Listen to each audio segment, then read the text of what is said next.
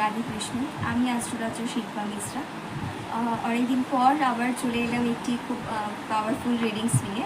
আজ শ্রাবণ মাসের সেকেন্ড সোমবার এবং আজকে থেকে নিয়ে আগামী সোমবার পর্যন্ত আপনাদের সাথে নতুন কোনো কিছু ঘটতে চলেছে বা আপনাদের ওভারঅল যে একটা রিডিং, কেরিয়ার বলুন, মানিটারি ইস্যুস নিয়ে পড়ুন এবং যা যা বাহ্যিক জিনিসগুলো বা অভ্যন্তরীণ যে চেঞ্জেসগুলো বা ইন্টারনাল অ্যান্ড আউটার যে সার্কামস্ট্যান্সেসগুলো আমাদের লাইফে চলে আসে অনেক সময়, এবং সে সব কিছুকে মিলে চলুন দেখে নেওয়া যাক আজ ইউনিভার্স আপনাদের কি গাইড করতে চলেছে এবং আপনার আগামী এক সপ্তাহ কেমন হতে চলেছে এবং কেমন কাটতে চলেছে।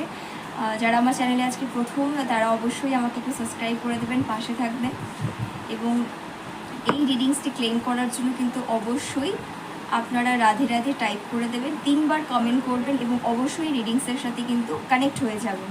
এটি একটি টাইমলেস রিডিং, যে কোনো মুহূর্তে যে কোনো সময় আপনার সামনে আসলে আপনি এটার সাথে কানেক্ট হয়ে যাবেন। রাধে রাধে, চলো শুরু করা যাক।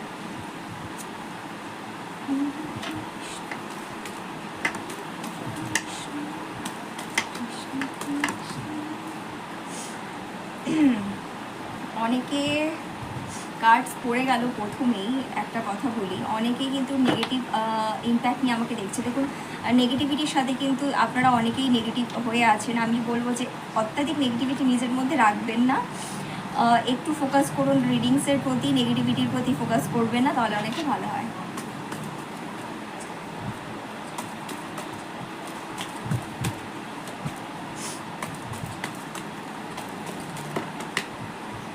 কার্ড চলে এসছে, অনেক কটা কার্ড চলে এসছে, প্রায় 6টা-7টা কার্ড এসছে। আচ্ছা,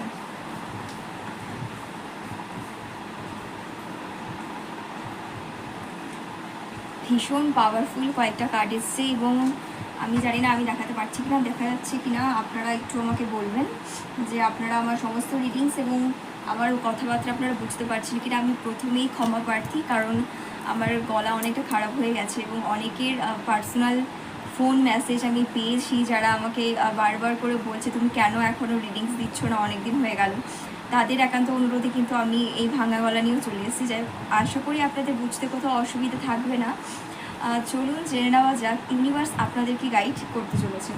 প্রথমেই যে কার্ডটি এসছে 10 অ্যান্ড সোর্স। দেখুন, আমি একটা কথা বলি যে আপনাদের মধ্যে অনেকেই রয়েছে নেগেটিভিটির মধ্যে আছে।